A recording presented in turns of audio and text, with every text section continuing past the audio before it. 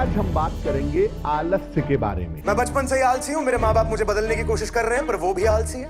ऐसे व्यक्ति के अंदर आराम करने की इच्छा बहुत होती है। Nothing will happen in the end. You will fail in your comfort zone. पर कल तो मैं वो कर रहा हूँ जो मुझे परसों करना था। What goes on in the heads of procrastinators and why we are the way we are? Rich people don't sleep 8 hours a day. Shivji करेंगे, हम क्या करेंगे? शिवजी करेंगे, खाएं। നമ്മുടെ ജീവിതത്തിൽ പല കാര്യങ്ങളും ചെയ്യാനുണ്ടാവില്ലേ? അതായത് നിങ്ങളൊരു സ്കൂൾ പഠിക്കുന്ന ആളാണെങ്കിൽ അതല്ല, നിങ്ങളൊരു കോളേജ് പഠിക്കുന്ന സ്റ്റുഡൻ്റ് ആണ്, നിങ്ങൾക്ക് അസൈൻമെൻറ്റിന് വേണ്ടി പ്രിപ്പയർ ചെയ്യേണ്ടാവും, അല്ലെങ്കിൽ നിങ്ങൾക്കൊരു തോന്നലുണ്ട് ഈ പ്രാവശ്യം എക്സാമിന് ടോപ്പർ ആണോ അപ്പോൾ അതിന് വേണ്ടി പ്രിപ്പയർ ചെയ്യേണ്ടാവും, അതല്ല നിങ്ങളൊരു ജോബിന് അന്വേഷിക്കുന്ന ആളാണെങ്കിൽ ആ ജോബിന് വേണ്ടി പ്രിപ്പയർ ചെയ്യേണ്ടാവും. അങ്ങനെ പല കാര്യങ്ങളും ഉണ്ടാവും. അങ്ങനെ പലതും നമ്മൾ ചെയ്യണമെന്ന് തീരുമാനമെടുക്കും. പക്ഷേ എന്താണ് നമ്മൾ ചെയ്യാൻ തീരുമാനിച്ചത് അത് നമ്മൾ ഒരിക്കലും ചെയ്യുകയില്ല. നമ്മളിത് ചെയ്യാനിരിക്കുമ്പോൾ നമ്മുടെ ഉള്ളിലൊരു ഫീല് വരും അല്ലേ? അതായത് ഇന്ന് കുറച്ച് നേരം ഇൻസ്റ്റാഗ്രാം കളിക്കുക, അല്ലെങ്കിൽ യൂട്യൂബിൽ കുറച്ച് നേരം കോമഡി കാണാം. പിന്നെ നമ്മളിങ്ങനെ കണ്ടുകൊടുക്കുമ്പോൾ പിന്നെ തോന്നും അല്ലേ ഇന്ന് വേണ്ട, നാളെ ആവട്ടെ, നാളെ ആവട്ടെ എന്ന് വിചാരിച്ച് ആ ഒരു നാളെ ഒരിക്കലും വരികയില്ല. അതിന് പറയുന്ന പേരാണ് പ്രൊക്രാസ്റ്റിനേഷൻ.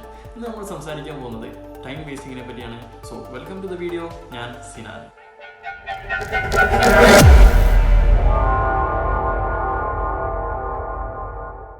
ടൈം വേസ്റ്റിങ്ങിനെ പറ്റി പറയുമ്പോൾ നമ്മളെല്ലാവരും മൈൻഡിലേക്ക് ഒറ്റയടിക്ക് വരുന്ന ഒരു കാര്യമാണ് സോഷ്യൽ മീഡിയ അല്ലേ?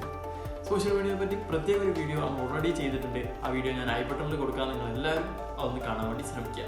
പിന്നെ നമ്മുടെ സമയത്തെ കാർന്നു നിന്നൊരു സാധനമാണ് പ്രൊക്രാസ്റ്റിനേഷൻ. അതായത് നമ്മൾ പിന്നേക്ക് വെക്കുന്നത്. നമ്മൾ വീഡിയോ തുടങ്ങുമ്പോൾ ആദ്യത്തെ പറഞ്ഞ പോലെ തന്നെ നമുക്ക് കോളേജിലൊരു അസൈൻമെൻറ്റ് കിട്ടി, അല്ലെങ്കിൽ മറ്റുള്ള കാര്യത്തിന് വേണ്ടി പ്രിപ്പയർ ചെയ്യാൻ കിട്ടി, നമ്മളത് പിന്നേക്ക് നീട്ടി വെച്ച് ഡെഡ് ലൈനിൻ്റെ തൊട്ട് മുമ്പത്തെ ദിവസം നമ്മളത് ചെയ്ത് തീർക്കാൻ വേണ്ടി ശ്രമിക്കുക. അങ്ങനെ എന്താകട്ടെ, എന്തെങ്കിലും ഒരു കാര്യം നമ്മൾ കയ്യിൽ ഒരു ഇന്ന ഡേറ്റിന് മുമ്പിൽ കിട്ടിയിട്ടുണ്ടെങ്കിൽ അതിൻ്റെ തൊട്ട് തലേന്ന ദിവസം ചെയ്യാൻ വേണ്ടി ശ്രമിക്കുന്നതിനാണ്, അതായത് പിന്നേക്ക് വെച്ച് ഇങ്ങനെ നമ്മൾ ചെയ്യാൻ വേണ്ടി ശ്രമിക്കുന്നതിനാണ് പ്രൊക്രാസ്റ്റിനേഷൻ എന്ന് പറയും. പക്ഷേ ജീവിതത്തിൽ ആ ഡെഡ് ലൈൻ ഉണ്ടോ? ഈ ഡെഡ് ലൈൻ ഇല്ലെങ്കിലോ നമ്മൾ എന്തെങ്കിലും കാര്യം ചെയ്യാൻ വേണ്ടി തീരുമാനിച്ച് നമ്മൾ മുന്നോട്ട് പോയി നമുക്ക് കുറച്ച് വിശക്കുന്നുണ്ട്, എന്തെങ്കിലും ഒന്ന് കഴിച്ചിട്ട് തുടങ്ങാം. അങ്ങനെ കഴിച്ച് കഴിഞ്ഞ ശേഷം നമ്മളിങ്ങനെ പോകുന്നത് നമുക്ക് മൂഡൊന്ന് സെറ്റ് ചെയ്യണം, മൈൻഡൊന്ന് സെറ്റ് ചെയ്യണം. വേണ്ടി സോഷ്യൽ മീഡിയ കുറച്ച് സ്ക്രോൾ ചെയ്യും. അങ്ങനെ സോഷ്യൽ മീഡിയ സ്ക്രോൾ ചെയ്ത് നമ്മളെ മൂഡൊക്കെ സെറ്റായി വരുമ്പോൾ നമുക്ക് പിന്നെ തോന്നും അല്ലേ ഇന്ന് ചെയ്യണം, നാളെ ചെയ്യാം. അങ്ങനെ നമ്മൾ എന്താണോ ചെയ്യാൻ തീരുമാനിച്ചത് ഒരു ഡെഡ് ലൈൻ ഇല്ലാത്തതുകൊണ്ട് തന്നെ നമ്മളിങ്ങനെ മുന്നോട്ട് വെച്ച് പ്രൊക്രാസ്റ്റിനേഷൻ ഇൻഫിനിറ്റ് ആയിട്ട് മുന്നോട്ട് പോയിക്കൊണ്ടേയിരിക്കും.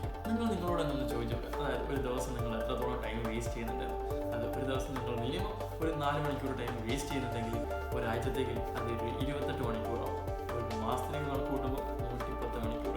ഈ 110 മണിക്കൂറോട് നിങ്ങൾക്ക് എന്തൊക്കെ കാര്യങ്ങൾ ചെയ്യാൻ സാധിക്കില്ലേ? വെറുതെ നിങ്ങളൊന്ന് കണക്ക് കൂട്ടി വെക്കുക. അങ്ങനെ ഞാൻ പറഞ്ഞത് ഒരു ദിവസം നമ്മൾ വേസ്റ്റ് ചെയ്യുന്ന ഒരു 4 മണിക്കൂറിനെ പറ്റിയാണ്.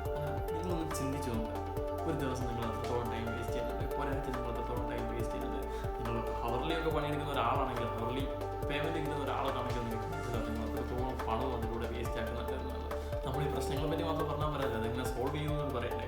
സോ നിങ്ങളെല്ലാവരും ഒരു ടു ഡു ലിസ്റ്റ് ഉണ്ടാക്കാൻ വേണ്ടി ശ്രമിക്കുക. അതായത് നാളെ എന്തൊക്കെ ചെയ്യണം എന്നുള്ളതിനെ പറ്റി ഇന്ന് തന്നെ ഒന്ന് പ്രിപ്പയർ ചെയ്ത് ഒന്ന് എഴുതി വെക്കാൻ വേണ്ടി ശ്രമിക്കുക. എന്നിട്ട് എന്ത് ചെയ്യുക, നാളെ രാത്രി ഇതൊക്കെ ചെയ്തിട്ടുണ്ടോ എന്ന് ഒന്ന് ടിക്ക് ഇടുക. പിറ്റേന്നേക്കുള്ളത് ഒരു ടു ഡു ലിസ്റ്റ് ഉണ്ടാക്കാൻ വേണ്ടി ശ്രമിക്കുക. അങ്ങനെ നിങ്ങൾ ചെയ്ത് കഴിഞ്ഞാൽ നിങ്ങൾക്ക് തന്നെ മനസ്സിലാവും, നിങ്ങൾക്ക് എന്താ പറയുക, നിങ്ങളുടെ ജീവിതത്തിൽ വരുന്ന മാറ്റങ്ങൾ ഫീൽ ചെയ്യാൻ സാധിക്കും. അതായത് ജീവിതം ഒന്ന് ഷെഡ്യൂൾ ചെയ്ത് ജീവിക്കാൻ വേണ്ടി ശ്രമിക്കുക. വലിയ കഷ്ടപ്പാടൊന്നുമില്ല, നിങ്ങളൊന്ന് ശ്രമിച്ച് നോക്കിയാൽ നിങ്ങൾക്ക് സാധിക്കുന്നതേ ഉള്ളൂ.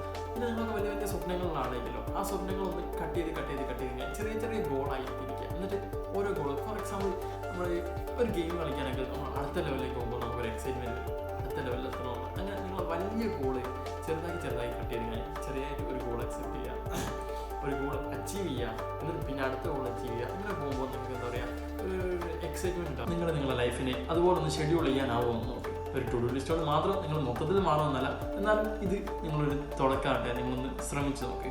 നമുക്ക് വെൽത്തോട്ട് മാത്രം റീച്ച് ആയാൽ പോരാൻ, നമ്മളെ സമയം കൊണ്ട് റീച്ച് ആവണ്ടേ. So thank you for watching. അടുത്ത വീഡിയോയിൽ വരുന്നവരെ ബൈ.